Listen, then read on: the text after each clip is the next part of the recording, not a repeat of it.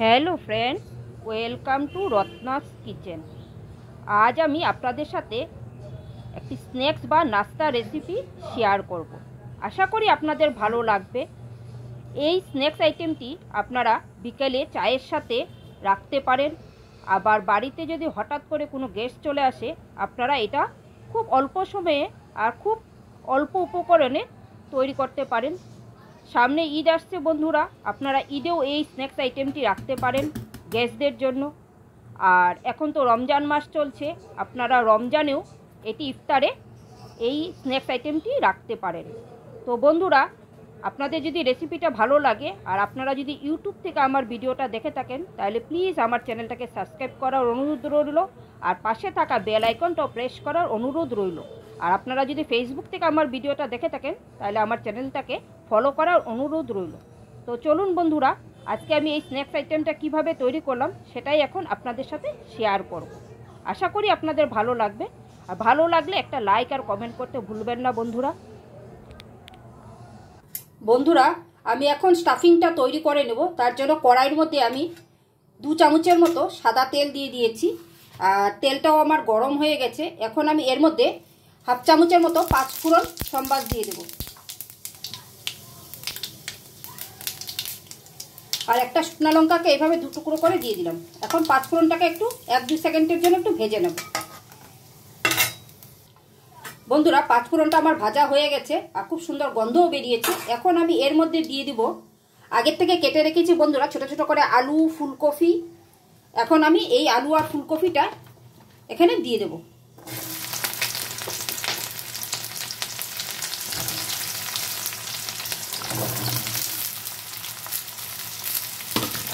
এখন ফুলকপি আর আলুটাকে 1-2 মিনিটের জন্য একটু ভেজে নেব।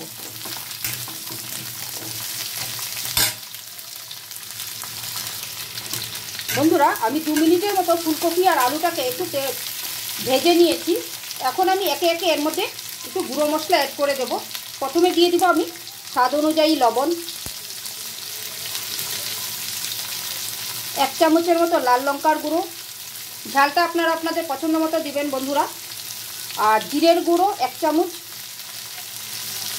হলুদের গুঁড়ো 1 চামচ। এখন আমি এই মশলাটাকে একটু ভেজে নেব।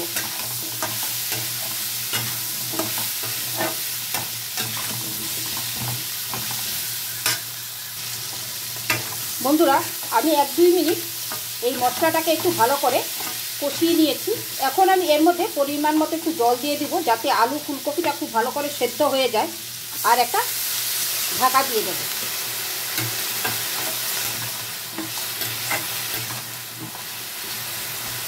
এখন বন্ধুরা, আমি এটাকে মিডিয়াম টু লো ফ্লেমে রেখে 10 মিনিটের জন্য ঢাকা দিয়ে সেদ্ধ করে নেব। তো বন্ধুরা, আমি 10 মিনিট পর আবার ফিরে আসছি। বন্ধুরা, 10 মিনিট হয়ে গেছে। আমি একটু চাপাটা তুলে দিলাম। এখন আমি একটু এটাকে ভালো করে নাড়িয়ে দিব আর দেখব আলুটা আর ফুলকপিটা সিদ্ধ হয়েছে কিনা। হ্যাঁ, আলু সিদ্ধ হয়ে গেছে, ফুলকপিও সিদ্ধ হয়ে গেছে। এখন এগুলোকে একটু এই ছেনিটা দিয়ে এইভাবে একটু ভেঙে ভেঙে দেব, যাতে স্টাফিংটা খুব সুন্দর হয় আর একটু আঠালো হয়। এখন বন্ধুরা, আমি এখানে আগের থেকে কিছুটা মটর সিদ্ধ করে রেখেছিলাম, সেই মটরটা এখন আমি এখানে দিয়ে দেব।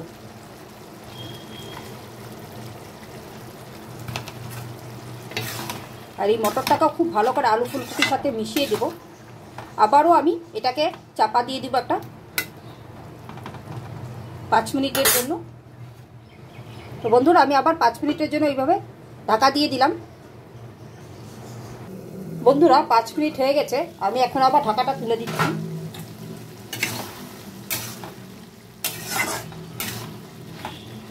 দেখুন, আমার সব ভালো করে সেদ্ধ হয়ে গেছে। এখন আমি এটাকে এইভাবে একটু মিশিয়ে মিশিয়ে দেব।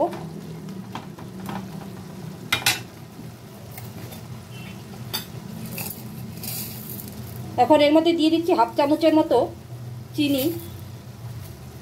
স্টাফিংটা একটু মিষ্টি মিষ্টি হলে ভালো লাগবে খেতে।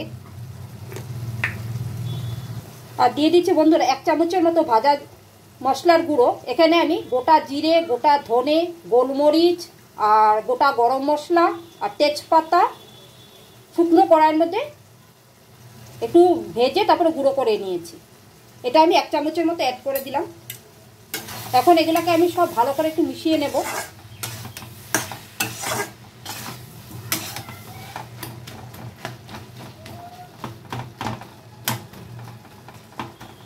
বন্ধুরা, স্টাফিংটা আমার পুরো তৈরি হয়ে গেছে। এখন আমি গ্যাসের ফ্লেমটাকে বন্ধ করে দেব আর এটাকে একটা সার্ভিং প্লেটে তুলে নেব আর এটা ঠান্ডা হতে দেব।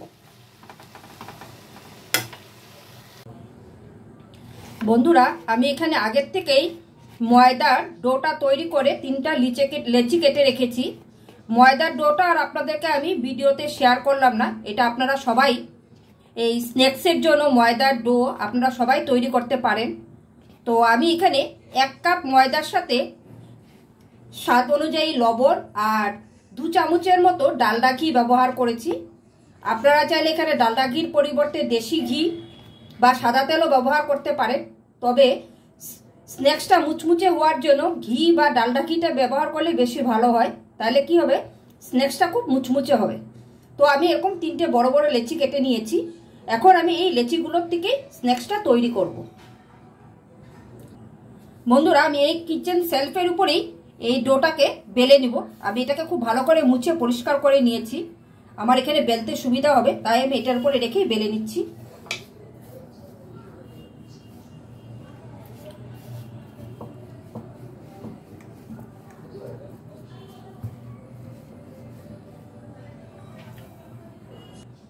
বন্ধুরা দেখুন, আমি ঠিক এরকম পাতলা করে এই লেচিটাকে বেলে নিয়েছি। এখন আমি এটাকে স্কোয়ার শেপে কেটে নেব।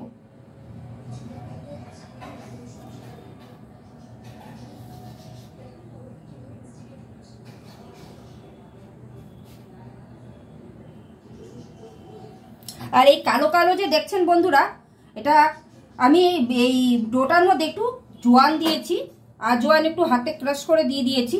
তাহলে কি হবে, স্ন্যাক্সটা খেতে খুব ভালো লাগবে। ঠিক এরকম আমি একটা স্কোয়ার শেপ কেটে নিয়েছি বন্ধুরা। এখন আমি এই স্কোয়ার শেপটার মাঝ বরাবর আবার কেটে নেব। কেটে এটাকে আমি 4 পিস করে নেব। ঠিক এরকম 4 পিস করে নিয়েছি বন্ধুরা।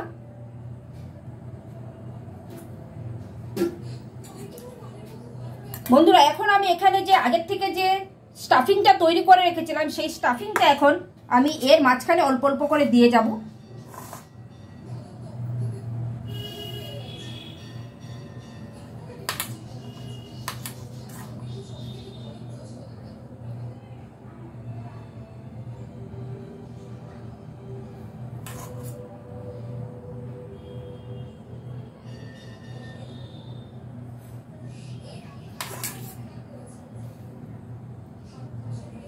ঠিক এইভাবে অল্প অল্প করে আমি দিয়ে যাব।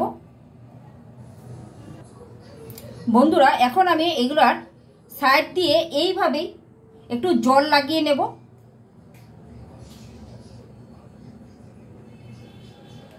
যাতে মুখটা যখন আমি সেট করব খুলে না যায়। এখন আমি হাতের মধ্যে এইভাবে তুলে নেব।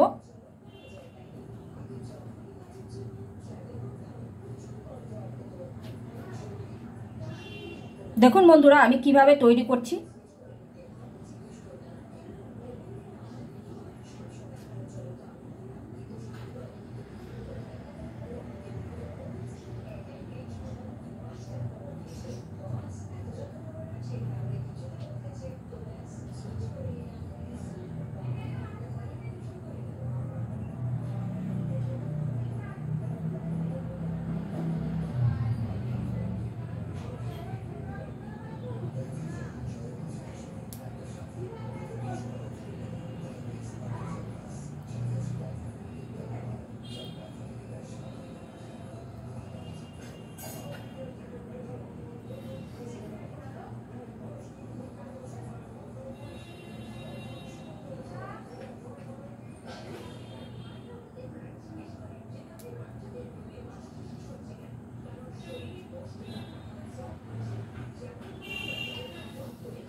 দেখুন বন্ধুরা, ঠিক এইভাবেই আমি তৈরি করে নেব। আমি আরেকটাও করে দেখাচ্ছি বন্ধুরা।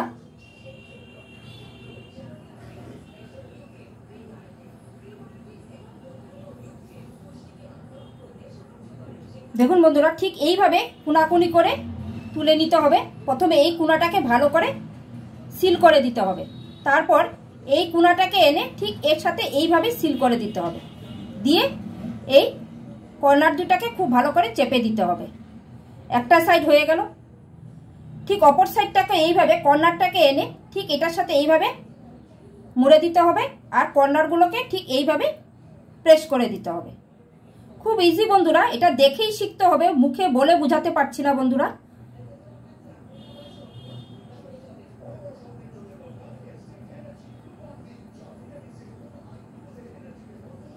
দেখুন বন্ধুরা, আরেকটা হয়ে গেল আমার। আমি এইগুলোকে সব এইভাবে বানিয়ে তারপর ফিরে আসছি। দেখুন বন্ধুরা, আমি কয়েকটা বানিয়ে নিয়েছি। এখন আমি এগুলোকে ফ্রাই করে নেব।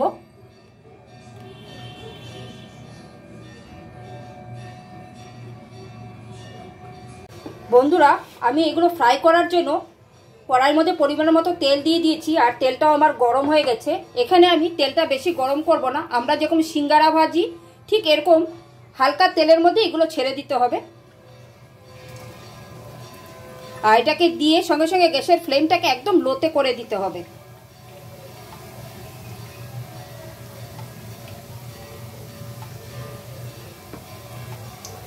এখন এটাকে লো ফ্লেমে আস্তে আস্তে এটাকে ফ্রাই করে নিতে হবে। একটা পিঠ হয়ে গেলে পরে তারপরে বন্ধুরা আমি অপর পিঠটা উল্টে দেব।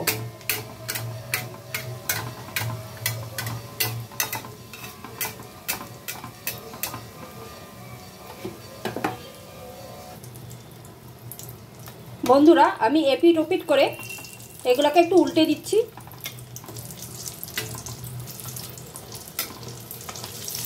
আর গ্যাসের ফ্লেমটাকে কিন্তু এটা ভাজার সময় খুব লোতে রাখবেন বন্ধুরা।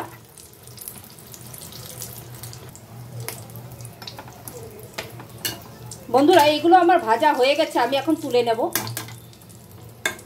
একটা সার্ভিং প্লেটের মধ্যে তুলে রেখে দেব। দেখুন বন্ধুরা, ঠিক এরকম কালার করেই আমি ভেজে নিয়েছি।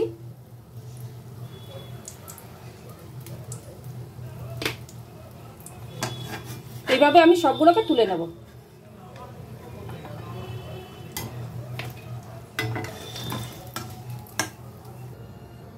বন্ধুরা, এখন আমি আরেক সাইড দিয়ে দেব।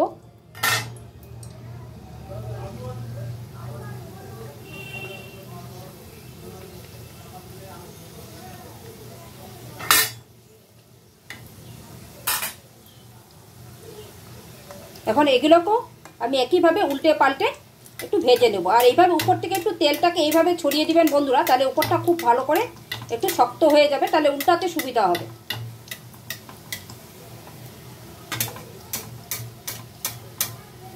বন্ধুরা, আপনারা এই স্ন্যাক্সটা যে কোনো সময় বানাতে পারেন, খুবই ভালো লাগে। আর আমি আলু দিয়ে স্টাফিং করেছি, আলু, ফুলকপি, মটর দিয়ে। আর আপনারা যে কোনো স্টাফিং দিয়ে এই স্ন্যাক্সটা তৈরি করতে পারেন। এটা চায়ের সাথেও খুব ভালো লাগে। আর বাচ্চাদেরকে বিকালের নাস্তা তো আপনারা এটা তৈরি করে দিতে পারেন, ওরা খুব খুশি হয়ে খাবে। আর আপনারা এটা ইফতারেও রাখতে পারেন এই নাস্তা স্ন্যাক্স রেসিপিটা। বন্ধুরা, এগুলো আমি উল্টে পাল্টে সব ভেজে নিয়েছি। এগুলো আমার ভাজা হয়ে গেছে, এখন আমি এক এক করে সব তুলে নেব বন্ধুরা।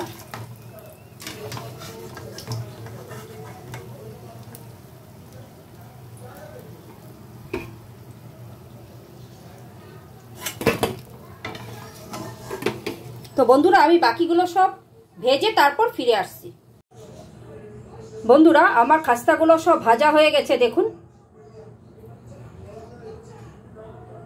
তো আপনারা একদিন অবশ্যই বাড়িতে এইভাবেই স্ন্যাক্সটা তৈরি করবেন, আমি যেভাবে তৈরি করলাম। আশা করি আপনাদের ভালো লাগবে। আর যদি ভালো লাগে একটা লাইক আর কমেন্ট করতে ভুলবেন না বন্ধুরা। আর আজকের ভিডিওটা আমি এখানেই শেষ করছি। আপনারা সকলে সুস্থ থাকবেন, ভালো থাকবেন। আবার একটা নতুন ভিডিও নিয়ে আপনাদের সাথে আমার দেখা হবে। Thank you.